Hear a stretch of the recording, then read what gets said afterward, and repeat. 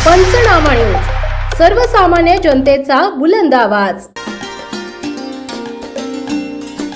स्वर्गीय राकेशभाई शहा यांच्या स्मृतींना नेत्रसेवेची खरी श्रद्धांजली। नवापुरात भव्य मोफत शिबिर, 350हून अधिक रुग्णांची तपासणी, मोफत चष्मे व शस्त्रक्रियांची नोंदणी, समाजसेवेचा आदर्श उपक्रम।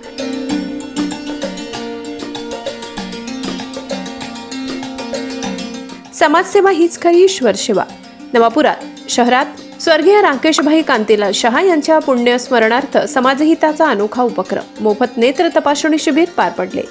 सकाळी पूजन, प्रतिमा पूजन आणि दीप प्रज्वलनाने कार्यक्रमाची सुरुवात झाली। अध्यक्षस्थानी दिनांक नवापूर एज्युकेशन सोसायटीचे अध्यक्ष विपिनभाई चोखावाला यांनी भूषविले। त्याचबरोबर सतीशभाई शहा, गजेंद्रभाई मेहता यांनीही मान्यवर उपस्थित होते।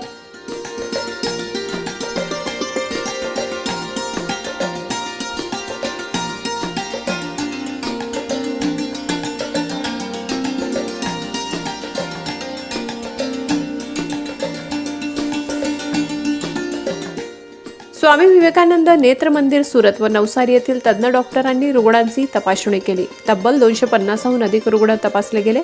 25 रुग्णांची मोफत काचबिंदू शस्त्रक्रियेसाठी नोंदणी, 16 रुग्णांची कॉन्ट्रॅक्ट तपासणी आणि 64 पेक्षा अधिक रुग्णांना मोफत नंबरचे चष्मे वाटप झाले। स्वर्गीय राकेशभाई शहा यांच्या सेवाभावाच्या आठवणी सांगताना श्रीमती अर्चनाबेन शहा भाऊक झाल्या। त्यांनी एक प्रसंग सांगितला। राकेशभाईंच्या डोळ्यासमोरून एक अपंग व अंध व्यक्ती गेली होती।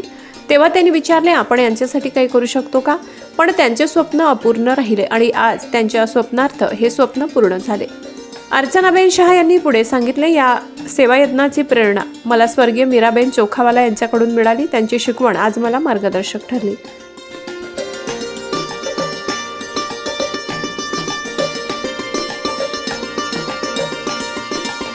या उपक्रमासाठी शहा परिवार, नवापूर एज्युकेशन सोसायटी, शहरातील कार्यकर्ते व समाज बांधवांनी प्रचंड परिश्रम घेतले। डॉक्टर प्रतिभाबेन प्रजापत यांनीही महत्त्वाची साथ दिली। सूत्रसंचालन कमलबेन शहा परीख यांनी केले, तर आभार प्रदर्शन श्रीमती बिनीताबेन शहा यांनी केले। या शिबिरातून लोकांना मिळालेले समाधान, त्यांचे आनंदाश्रू आणि डॉक्टरांकडून झालेले मार्गदर्शन हे सर्व दिवंगत राकेशभाई शहा यांच्या स्मृतींना वाहिलेली खरी श्रद्धांजली ठरली। शेवटी एकच संदेश, दानापेक्षा सेवायज्ञ श्रेष्ठ, आणि हाच सेवायज्ञ नवापूरच्या समाज जीवनात कायम स्मरणात राहणार आहे।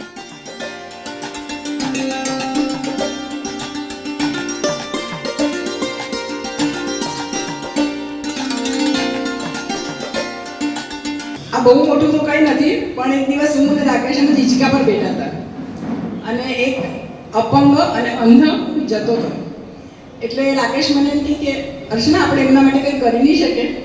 મેં એને એવું કીધું કે નહીં, આપણે કેવી રીતના કરી શકીએ એમના માટે કંઈ, કેમ કે એમને લઈ જવું પડશે સુરત, પછી ઓપરેશન કરાવવું પડશે અને કેટલું આપણે એનામાં કામ કરી શકીએ તો નહીં કરી કહી શકાય। એ મારી ઈચ્છા છે એમ કે એવું કરવાની। અને 8 દિવસ પછી રાકેશ શાંત થઈ ગયા। મારા મગજમાં એ ચાલતું જ હતું કે મારે કેવી રીતના કરવાનું, શું કરવાનું, એની છેલ્લી ઈચ્છા હતી। એટલે મારા બહુ દિવસથી હું વિચારતી જ હતી કે કંઈ ને કંઈ તો કરવું જ જોઈએ ક્યાંક માટે। એટલે એક દિવસ પ્રતિભાબેનનો ફોન આવ્યો મને, એ બીજા કામ માટે એમનો ફોન આવેલો, પણ મેં એમને પૂછ્યું કે બેન આપણે એવું એવું કરવું છે તો શું કરી શકાય? તો સારું બેન, હું વિચારીને કહું છું એમ કે। પછી એમાં સોફા પર બેઠી થોડીક વાર અને મારા માટે તો તે શું છે કે શું કહું, મીરાબેન કે મારા ગાઈડિયન્સ કહો કે મારા માટે બહુ બધું જ છે તે મારા માટે એવું કહેશું। તો હું તેમને યાદ કરતી કે બેન હું આ કેવી રીતના કરીશ, મારાથી થશે આ બધું? અને તેટલામાં પ્રતિભાબેનનો ફોન આવ્યો કે બેન આપણે કરવું જ છે અને બસ હું તમને બધા નંબર બી આપું છું અને આપણે આ કેમ્પ કરીએ અને બસ તમારા બધાના સહકારથી આ કેમ્પ સક્સેસ થશે અને થશે। મને ખબર છે કે તમારા બધાના બ્લેસિંગ છે જ મારી સાથે। તો તમે અહીંયા બધા આવ્યા, બધાના ખૂબ ખૂબ આભાર। લાગે છે કે એનો સ્વભાવ બહુ સરળ પણ જિદ્દી હતો। જિદ્દી એટલે કામને માટે એના હાથમાં જે કામ લઈ લે પછી છોડે નહીં અને એના સંબંધો એટલા બધા અધિકારીઓ સાથે ગામના લોકો સાથે એવી રીતના હતા કે તે પણ કામ મને યાદ છે કે મીરાને સોંપેલું બરોબર કરીને લઈ આવતા હતા. મને નવાઈ લાગી બધું આ કામ પ્રેક્ટિસ કેવી રીતે કરી છે તો એ બધા કોન્ટેક્ટ છે અને બહુ આશ્ચર્ય થયું. પ્રેક્ટિસ આવી ભાવના વ્યક્ત કરેલી અર્ચનાની સામે અને આ એનો અમલ અર્ચના કરી શકી છે. બહુ આનંદની વાત છે. અર્ચના અને એના બધા કુટુંબીજનો આ કેમ્પને યશસ્વી કરવા માટે ઘણી મહેનત કરી છે. છેલ્લા કેટલાક દિવસથી હું જોઉં છું. પરંતુ આશ્ચર્યની વાત મને એ લાગે છે કે આ કેમ્પને આટલો મોટો પ્રતિસાદ મળ્યો છે. હમણાં ડૉક્ટર જિજ્ઞેશને મેં પૂછ્યું કે 80 જણાનું નામ તો નોંધાયેલા છે, પણ અમને લાગે છે કે 100-125 ઉપરનું નામ થઈ જશે. આપણે ત્યાં આટલી બધી જરૂરત છે આવા કેમ્પની મને ખરું લાગતું નહોતું, કારણ કે અહીંયા છાયડો સંસ્થાના સતત કેમ્પો જયા કરે છે. ઉછળમાં પણ સતત આ કામ ચાલે છે.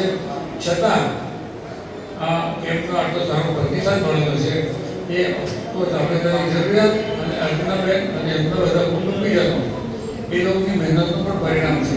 એ લોકોએ જે બધાને જણાવવાની કોશિશ કરીને બધા આજે અહીં હાજર થયા છે. આ કેમ્પ યશસ્વી થઈ રહ્યો છે એટલે એને આજે એટલી શુભેચ્છા આપવાની જરૂર નથી.